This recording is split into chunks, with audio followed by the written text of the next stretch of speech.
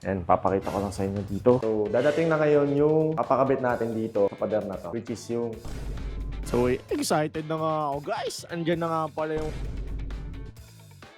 na nga, pinoporma na ni Kuya kung saan dapat ilagay ito. Sige, Kuya, banata mo na yan. What's up mga tol? May tatanong lang ako sa inyo, naranasan nyo na ba ang pumusta sa kaibigan nyo? Tapos hindi binigay yung pusta? Lokohan na yan, pre! Dito ka sa 1xBet, safe na safe yung pera mo. Anytime na pumusta ka at manalo ka agad, makukuha mo agad yung pera mo instantly, pre. Kagaya ko nung nakaraan, nagbet ako sa Lakers, nanalo. Di nakukuha agad yung pera ko. Paano nga ba gamitin ng 1xBet? Click mo lang yung link na nasa pin comment sa comment section. Tapos i-type mo tong promo code ko. Ayan. At pag nag-cash in ka dyan, pwede ka makakuha ng 6,000 plus bonus, pre. Saan ka pa? Kaya ako sa inyo, mag-cash in na kayo through GCash or pwede rin namang ibang mga bank transaction, no? Kailangan sa link ko kayo mag-register para makuha nyo yung bonus na 6,000 plus pesos. Diba? Hindi lang pala kayo sa basketball pwede mag-bet mga tol, ah. Lahat ng sports halos nandyan na. So ano pang hinihintay nyo? Click nyo na yung link sa comment section at mag-register na. Peace! Yo, what is up guys? Kamusta kayo lahat? And papakita ko lang sa inyo dito. So, dadating na ngayon yung papakabit natin dito sa pader na to, which is yung logo natin, okay? Tapos, ayun, lilinisin na rin natin to para magamit na natin. Kasi naging busy tayo at hindi pa natin nagagamit hanggang ngayon, no? Pero ngayon, pipilitan na natin para dyan na mag-ano yung editor na si Junie. Shoutout nga pala sa'yo, Junie. Dyan din tayo magla-live. So, ayun, kulang pa tayo ng mga gamit. Wala pa tayong mga sofa, wala pang table, lamesa. Meron naman isang lamesa para doon sa isang PC. Kaya lang, kulang pa rin talaga. Siyempre, may mga gamit tayo. And ilaw, nagagamitin natin sa pang-live. Pero meron naman tayong dyang spotlight, no? Kaya lang, mali yung desisyon ko kung saan nakapwesto. Ayun, papabago na lang natin yun. Pero syempre, gastos na naman. Ayun, hintayin lang natin yung gagawa, magkakabit nung signage natin na logo natin at yung logo ng ating mahal na Fridcon Intercoms. So, ayun, hintayin lang natin. Let's go! At ayun nga guys, kakain muna tayo para pagdating ng mga gagawa, hindi tayo gugutom-gutom.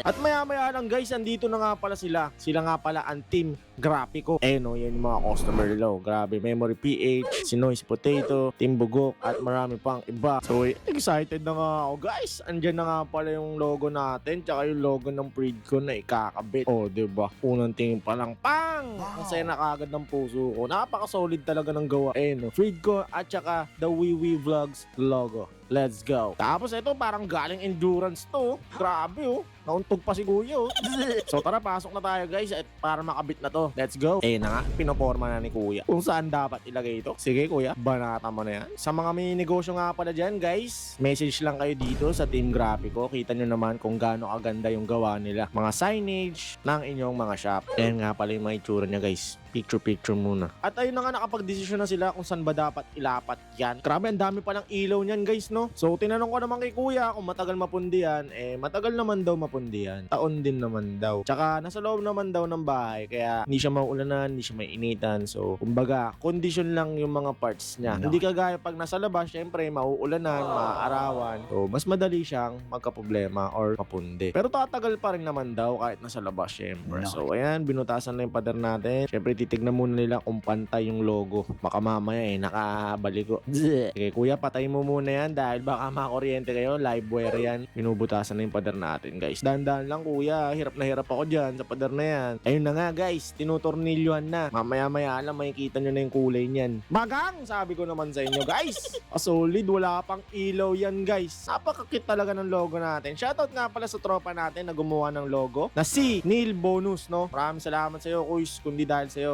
wala tayong logo na ganyan. At ayun nga pala yung picture niya guys. Napakangas talaga. Grabe, tuwan-tuwa yung puso ko. Di ba aling gumastos? Basta ganito naman kaganda yung quality ng mga pinagkagastosan natin. Yung mga pictures, At ayun na nga, nalapat na yung ating logo. Ang next naman ay itong Fridcon logo dahil kaya ako naglagay niyan guys. Abangan nyo. Magla-live selling din tayo niyan. Okay? Abangan nyo guys ha. At syempre mag-checkout din kayo sa mga wala pang intercoms dyan. Lalo ngayong Pasko. Magandang pamasko yan para sa inyong mga jowa. So ayan nga, tinesting na natin. Oops! Medyo sumablay yung isa. Pero ayos lang yan dahil aayusin lang yung wiring. Ayun medyo may may problema lang. At ang gagawin niya dyan, i-connecta niya lang ulit yan. At ayun na nga, di ba? Merry Christmas. Kompleto na mga ilaw. Mas maganda yan pagka nasalpak na yung mismong logo natin. Kaya na nga ba sinasabi ko guys? Kita nyo naman. Napakaganda. Mas maganda yan guys pagka nakapatay yung ilaw. Talagang kinikilig ako. At ayan, nakabit na yung logo natin. Ito namang isa Freedcon. At ituturnil na lang yan guys. Grabe. Napakaganda guys. Tamang-tama yung desisyon ko talaga. Promise. Sobrang saya ng puso ko. Ayun, grabe. Guys, salamat talaga sa inyo. Salamat sa mga bumili ng pabango. Salamat sa mga nag-share ng videos natin. Sa nag-like, nag-comment. Kundi dahil sa inyo guys, hindi tayo makakapagpagawa ng ganito. Okay na nga, final touch guys. Huling tornilyo na. Bang! Yan na yung final product natin guys. Sobrang solid talaga. So yun guys, tapos na. Grabe, napaka-solid nung gawa nila boss. Oh, shoutout sa inyo ha. Team Graphico, ayan, nasa screen at nasa comment section yung page nila. Okay, kung gusto nyo ng solid na ganito, yan. Sila rin yung gumagawa kay Memory PH, kay Freedcon, kay sino pa ba? PitLab, kay General Camote. Yan, siya yung gumagawa ng mga ganyang solid na signage. Okay, so kung interesado kayo guys, yan, supportahan natin si boss. Solid, solid. At ayun guys, ingat kayo. Team Graphico, maraming salamat sa pag-build ng ating logo na may ilaw-ilaw. So tara, final, tignan natin yung buong kwarto natin. Now I'm in the game, I was on the bench. First I was renting, now I'm collecting rent. First it with the Beamer, now I want the Benz. Spending all the bag like here I go again. Outside says chirp, now the camera phone. Told you I'ma make, keep the channels on. Pakita nga pala sa inyo yung nangyari ulit last time. Ayun na nga yung kwarto natin. Nakabit na yung logo natin at yung logo ng Freedcon. At syempre ngayong araw guys, sobrang tapos na to. Ang gagawin naman natin syempre ay maglilinis tayo. No? So nandito tayo sa mall ngayon kasama ng aking mga pinsan. At sumabay ako sa kanila dahil mamimili sila. At ako naman bibili tayo ng mga panglinis. Syempre bago ang lahat, kakain muna tayo. Para may gana tayo maglakad-lakad. So ayan nga pala, palabok. Solid guys. Napakasarap niyan. Dito nga pala namin nabili yan sa Raha. Ayan o, hindi ko alam basa dyan, basta Raha. At pumunta nga pala tayo dito sa Ace Hardware guys. Ayan o, 20% off. So nga, hindi yan dyan, sabi ni Kuya. Ito yung totoo niyang presyo. 1,998, 999 each, no? So, buy 2, take 1 yan. Ito nga pala yung pinili ko kahit medyo mumurahin. At least marami guys. Mabibigyan ko rin ng isa yung nanay ko na mahilig maglinis. At ito na nga talaga yung napili natin guys. Kasi basic lang naman gagawin natin sa kwarto. Basic na map lang, mamap natin yung wall natin at yung sahig. Para syempre magamit na natin at doon na tayo magla-live. So yan na nga, i-check out na natin to at babayaran na natin. Dito nga din pala tayo pumunta nung bumili tayo ng mga ilaw. Shoutout nga pala dito sa mga staff dito. Ang sisipag nila mag-assist guys. Seryoso, totoo lang. At ayan, dala-dala natin yung SM Advantage natin. Syempre, para may mga points tayo. Shoutout SM baka naman. At ito na nga, magbabayad na nga tayo. So ayan, babayaran na nga natin. Okay lang gumastos guys, basta sa mga gusto nyong bagay. At alam nyong may mga magagandang mangyayari. Diba? Bumili nga rin pala ako ng gin bilog dito. Joke lang. Gagi, tiner yan.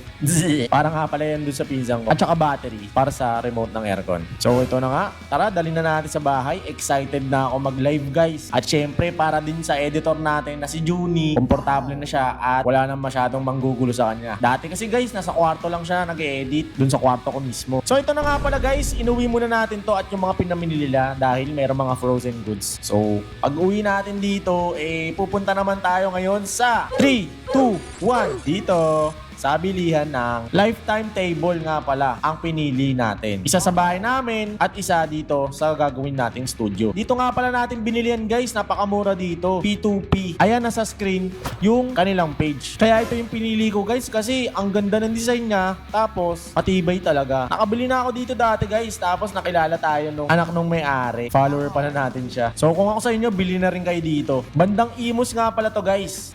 Tapos hindi lang mga tables and chairs yung mga tinitinda nila. Pati itong mga halaman na to guys. Sakto bibili ako ng halaman. Pero pag-iisipan ko muna kung anong babagay sa studio natin. Tapos ito nga pala guys, nagbebenta rin sila ng mga alak. So kung interesado kayo guys, mag-message lang kayo dito sa page na to. Sakto guys, magpapasko. Kayo rin, baka maubusan kayo. At ayun na nga, tara, iuwi na natin to. Gusto ko na talaga magamit yung studio natin guys. At gusto ko makita kung anong kakalabasan nito pag nagla-live tayo. Pero panigurado maganda to guys kasi ang gaganda ng mga nabili natin. Quality talaga. Shoutout nga pala sa Ace Hardware, baka naman. So ayun guys, tara, iuwi na natin to. Maraming salamat nga pala ulit sa inyo, P2P. At ilang saglit nga lang, nandito na tayo sa bahay. Tara, ipasok na natin to at lilinisin ko na to. Kahit gabi na, hindi ko tatantanan to guys. Ganito nga pala yung tsura ng lifetime table, mabilisan lang. Ayan o, diba? Napaka-sturdy niya, kahit alog-alogin mo, hindi siya yayanig.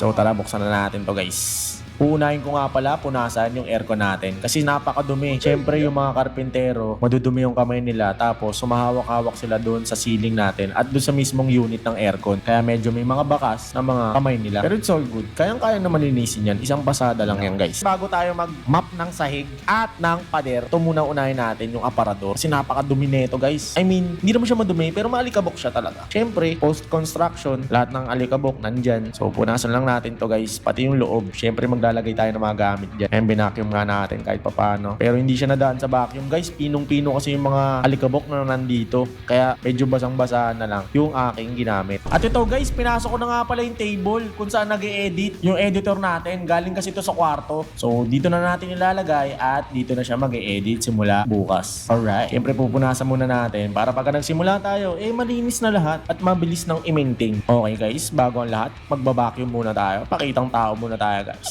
May mga agyo-agyo nga pala dito. Nawala kasi yung isang nozzle niya na pwedeng isuksok mo sa gilid-gilid. Kaya ito, minamano-mano ko na lang. So, ayan. Satisfying din naman kasi talaga mag-vacuum dito guys. Kasi ang daming alikabok. Kitang-kita mo dun sa loob yung mga nahihigop ng alikabok. At dito nga guys, kinuha ko na yung computer set. Kasi matutulog na tong pinsan ko. Kaya pinauna ko na to. Pero dapat kasi maglilinis muna ako, diba? Bago ko ilagay yung mga electronics na ganyan. Dito guys, medyo nahihirapan ako magdesisyon. Dahil, tingnan niyo yung kanto nung kwarto na to. Alanganin kasi yung sukat ng kwarto na to guys, hindi siya perfect square. So marami siyang kanto-kanto na alanganin yung angle. Ito nga rin pala isa sa nabili natin. Siyempre kailangan natin ito dahil maraming sasaksak. Extension na heavy duty. So ayan na nga, kinakabit na natin guys. Maraming salamat nga pala dito sa pinsan ko. Laging maaasahan, lagi rin tulog.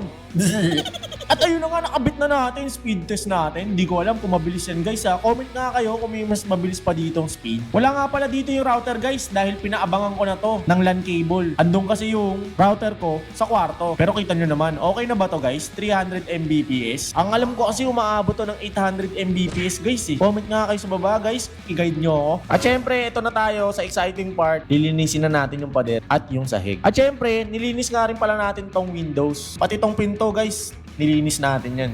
No, may mga residue kasi ng mga pandikit. Pero pagtagal niyan, tatanggalin na rin natin yan. At ayun, tapos na nga tayo sa pader. Gamitin naman natin to sa sahig na. Ito na yung final touch natin guys. 4 na beses ko nga pala to minap guys. Yung una, may color safe na sunrocks. Tapos 3 banlaw. Para tanggal talaga yung mga alikabok. At ayun na nga guys. Grabe, pagod na pagod tayo guys. Oo, tama na. Kala mo talaga pagod na pagod.